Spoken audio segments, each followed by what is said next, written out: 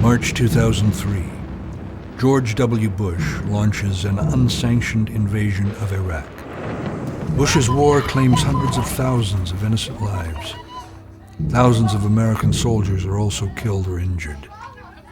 As the occupation worsens, war crimes are brought to light in the press. Light them all up. Come on, fire! Hey, Roger.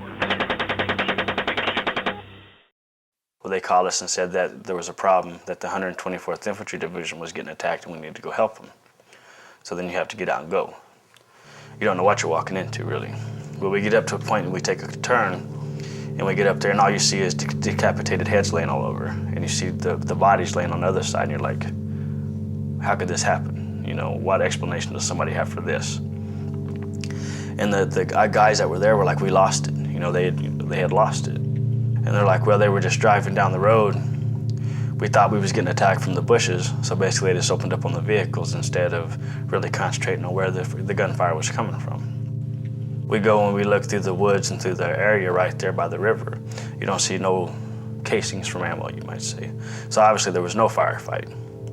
Either somebody got real jumpy and they just took it out of control, or they really thought something was going on. You have people like myself that don't like seeing that kind of things, especially the innocent people when there's no reason for it. You have other people out playing soccer with the heads. I mean, you have people trying to run over them. I mean, and to me, it disgusted me because I can't believe people would do that to, it's a human body, it's a person. You know, they have family that love them just as well. They have mother, father, children, whichever. On one occasion, a soldier was beating an Iraqi civilian, calling him a sand nigger, and threw his Quran on the ground and spit on it. The man was unarmed and was just a guy looking for work on our base.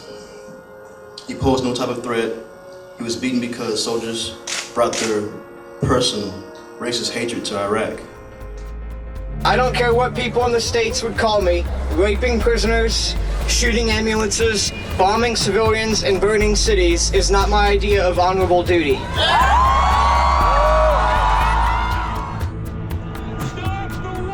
Hundreds of thousands of Canadians protest against this illegal and immoral war. The Canadian government listens to the nation and says no to joining the war on Iraq. If military action proceeds without a new resolution of the Security Council, Canada will not participate.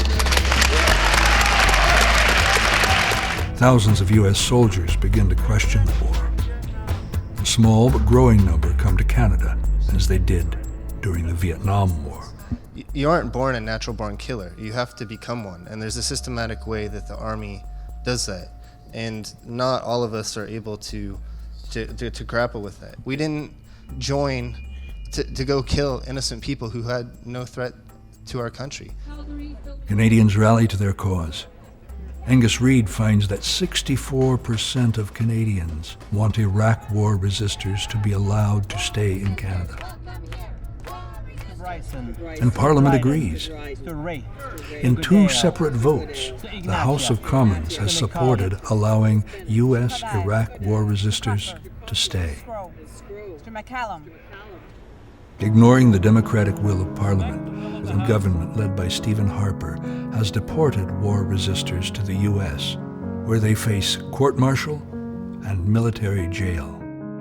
In July 2008, Robin Long is deported and sentenced to 15 months. In 2009, Cliff Cornell is sent back and sentenced to 12 months in military prison. Iraq war resistors are targeted and punished for speaking out against the Iraq war in the Canadian press. If you want to know, my biggest fear is being separated from my children and having to sit in a prison for politically being against the war in Iraq. I'm standing and rising to inform the House that U.S. military deserter Kimberly Rivera has been removed from Canada and is now back in the United States. Kimberly was arrested and jailed for 10 months for opposing the Iraq War.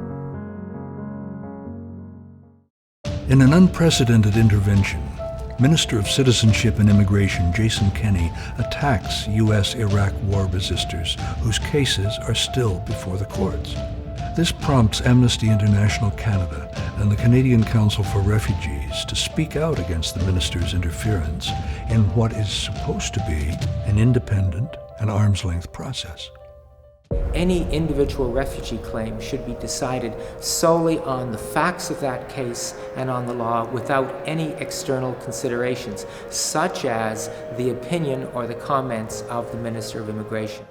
I see a relationship between Vietnam and the Iraq War, and the young people who have come here who have challenged the American military and also the government over the fact that it's a war that's immoral. It was a war that was immoral from the start, and I think Canada should support these young people and let them have the life that I've had and the opportunities to go on with a life rather than have their lives be a loss. So it was very easy for me. I crossed over in Darby Line, Vermont. I woke up the customs inspector who was there and the border guard, told him I wanted to come to Canada. He said, "Good luck, young man," and that was the end of it. In those days, you could apply for landed immigrant status from within the country. It was very simple, it was very straightforward, there was no refugee process, there was nothing like what these young men and this woman have gone through to remain in Canada now. It was a very, very different world.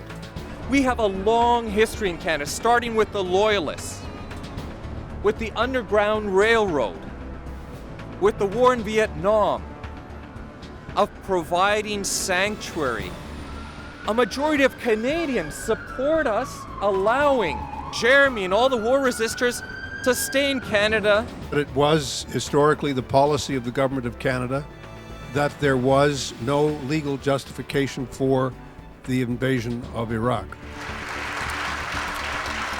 If, as a consequence of that, there are people who choose to come to Canada as a place where they want to make their lives, we can only say, as Canadians, you are welcome. You are welcome with us. I joined the Army after September the 11th and served a one-year tour in Iraq from 2004 to 2005. During my tour, I realized that the war was unjust and illegal, and the reasons for the invasion were lies. After completing my contractual agreement with the Army, I was called back into service for another 15-month tour. At that time, I refused to deploy and move to Canada. We're asking the Liberals to support a provision that would allow Iraq war resistors to remain in Canada. I was a good soldier, and I'm a good man of peace now. And I'm not going to give up this fight. I survived Stephen Harper for 5 years in this church. I'm going to continue to survive it. And I'm asking you all to stand up and speak out, because we need your help. Canadians are proud not to have joined the war on Iraq and support the soldiers who said no to an illegal and immoral war. Call or write your Member of Parliament. Ask them to support the Iraq war resistors. Join the campaign online at resistors.ca.